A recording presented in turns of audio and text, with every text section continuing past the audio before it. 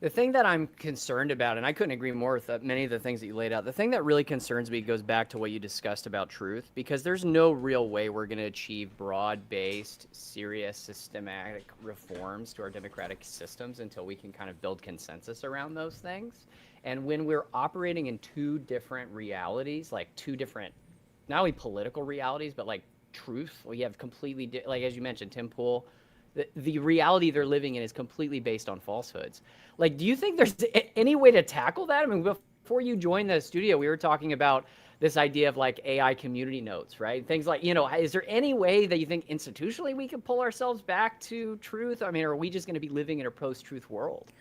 I mean, institutionally, it's really hard. This is more of a cultural thing, but one of the scary things is now one of the biggest bad actors that has their fingers on the cultural levers is Elon Musk, who is also anti-liberal and lives in an insane fucking fantasy world. And now he controls one of the largest social media platforms on the internet for news. There is no way to institutionally get around that. So yeah, we haven't really seen like a social media company actually be what conservatives accuse them of being before, which is when you have a huge social media company that's controlled by an avowed outward partisan who is openly and blatantly supporting one candidate, and then amplifying voices that are attacking one political party on a platform like we've seen with Elon and X. Right, Yeah. right, and it's a real challenge too. Especially, it looks like Mark Zuckerberg might be joining him in the crazy house. Who knows whether we're freaking out a little bit prematurely? But it does seem to me that like there probably has to be some sort of institutional answer here. I mean, it seems like Twitter's a particularly bad example, but our social media algorithms are amplifying the problem. And I know a lot of people have called for social media regulation. I imagine we'd all agree that I'm not very optimistic about its prospects. I suppose I'm confident in the free market to offer alternative social media arrangements, and maybe that's an example of the liberal thought process where I think very frequently people look to the government to save them. They look at a problem of a free society and they say the government needs to solve this. And often liberals have said, well, why can't we form our own social institutions that could solve this problem ourselves? 1 second, I ate a piece of bread.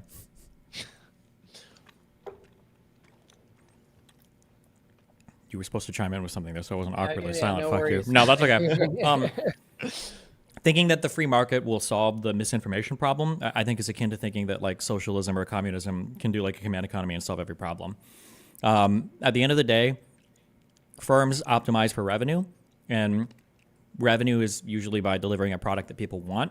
And people have this huge disconnect. They have this big bad assumption that human beings are like these truth-desiring, truth-seeking creatures. And we're not. We just like things that usually make us feel good or provide us some level of comfort, or things that can reinforce a narrative or whatever. Or that does those are the prior two things I mentioned. The free market will only deliver systems that are increasingly good at that. The idea that expecting the free market to deliver some type of like system that prioritizes truth or fact is just, there's no reason why it should. It doesn't have. Well, yeah, unless people wanted it. Yeah, right? which they clearly don't. Right. So yeah, unfortunately. Yeah, I have had the exact same thought that you, and it's actually very concerning for me because when I look at, I think you're actually touching on something that I don't have an answer to whatsoever. When you're looking at like what market incentives are pulling people to, they're pulling people towards misinformation, right? And so in this case, a liberal solution is not apparent to me. I know that there is likely a solution to this, and we need to find a solution. Otherwise, we're going to be fucked as a society and a civilization.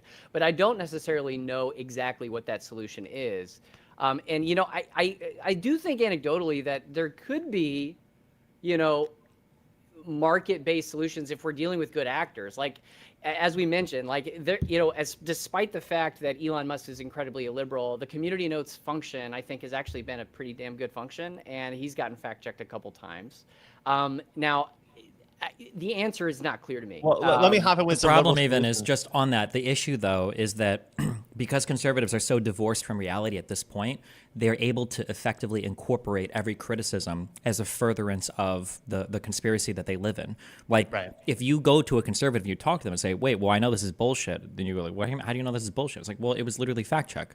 Huh? The fact checkers. Those are all liberal bias. Snopes is just liberal bias, right? Fact check, that's like a liberal tool. That's like a liberal bias. Like they don't believe things called fact checking anymore. They don't believe in that. They have their own world. I don't know. Right. It's unfortunate. All radical ideologies seem to do the same thing. I mean, Marxist-Leninists talk about hegemony, capitalist hegemony, which makes the Soviet Union look bad. Ultimately, it's a problem that has to be solved. And it doesn't seem like the government will solve it. It seems like in order for the government to solve it, the public would have to be convinced to demand the government solve it, which seems also very unlikely itself. Now, I'm optimistic about something called the Fediverse. Right now, social media is naturally monopolistic because of network effects. Why do I not leave Twitter? Because all my friends are on Twitter. I don't want to lose my followers, right? But I don't like how Twitter is. Threads sort of maybe join this. It's kind of like what Mastodon is. Social media could become a user interface that allows you to connect to something bigger, just like Chrome allows you to connect to the internet. And that could allow people to freely change social media sites while carrying their followers with them and still being able to see posts on other sites. Does that solve every problem? No, because people would still have to move to the better platforms. But I'm somewhat optimistic about that prospect. Do you think that's like even possible that we could convince people to like demand better and move to better kinds of social media firms? No, because I think that one of the big problems you have right now is people have this assumption that every single person is the same in terms of their engagement with reality right now. So anytime you push in a direction where you're punishing like a bad thing that's not tied inherently to a political party, conservatives will always accuse you of being heavily biased and they won't participate. Like if you try to say like, okay guys, for today, we're just going to make it so that on this platform, you're not allowed to say any verifiably untrue statements about whatever topic. Conservatives are all going to rise up and say you're biased because they're going to be the ones getting hit the most. And they're just going to cry about it. And they're going to say, oh, this is all liberal bias, right? We can't say that that fucking Fauci made $700 billion off the vaccine that, you know, killed my child. Like, fuck you. Obviously, this is a liberal platform, right? And you're like, oh, well, fuck us, I guess.